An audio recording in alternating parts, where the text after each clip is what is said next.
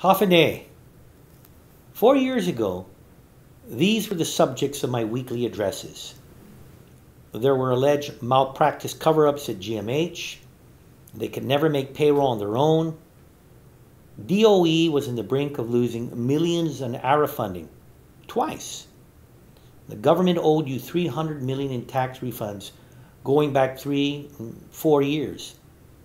And no one was doing anything about the rising cost of housing and the homeless problem.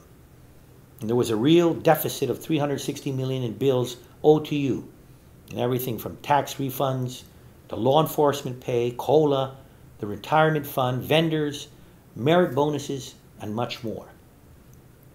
This time 4 years ago, there was anywhere from 2 to 4 ambulances working at a time.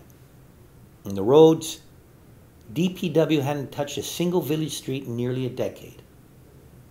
Now, there are problems today, but they pale in comparison to what the problems were 4 years ago. And truly, the reason we've moved on this is because you solved these problems so that we could move forward. You demanded your tax refunds to be paid, and we did. You demanded support for the public schools, and we worked to raise the standards and fix the infrastructure. And you demanded action with village roads, and we've got started on those. Now, my fellow Gomanians, if you ever disagree with any of my actions, I want you to know 2 things. First, we probably agree on a whole lot of other things.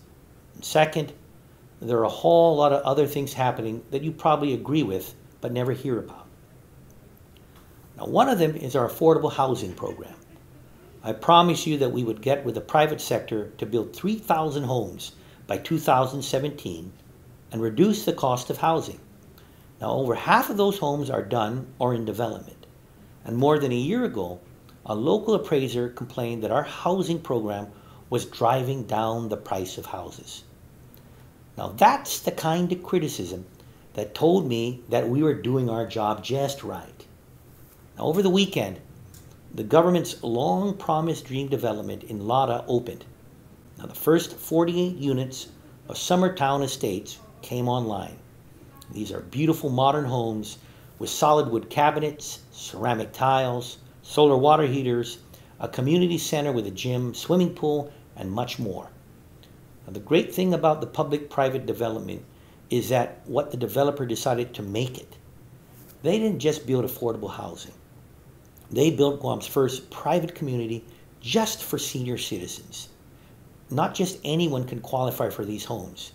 You at least have to be 55 years old or above.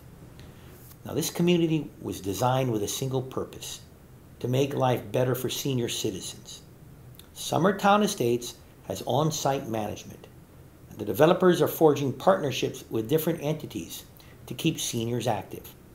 The first partnership is with GCC.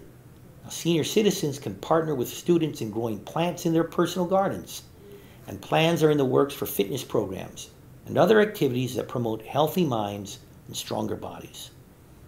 Summertown Estates is just one step away from becoming an assisted living community for senior citizens. Now, that's something I understood people are looking for and starting on Guam as well. Problems like Lada Estates became solutions like Summertown Estates when we were unafraid to recognize the problems and optimistic enough to solve them. Another problem down. Now we're on to the next one.